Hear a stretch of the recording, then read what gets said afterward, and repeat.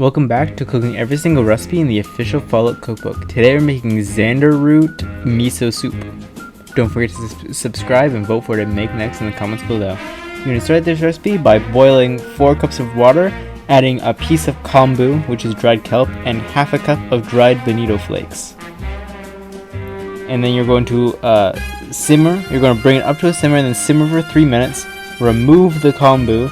Add 3 dried shiitake mushrooms, reduce the heat to low and simmer for an additional 30 minutes. While that's simmering, you're going to grab half a medium turnip and you're going to slice it thinly. And then you're going to grab 1 green onion and chop it.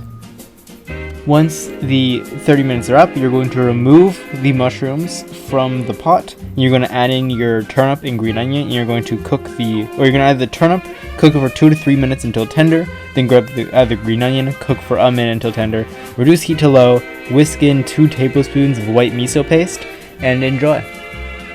This was very good. I did make a mistake. We could not get dried bonito flakes, we couldn't find them. So instead we had basically instant bonito stock.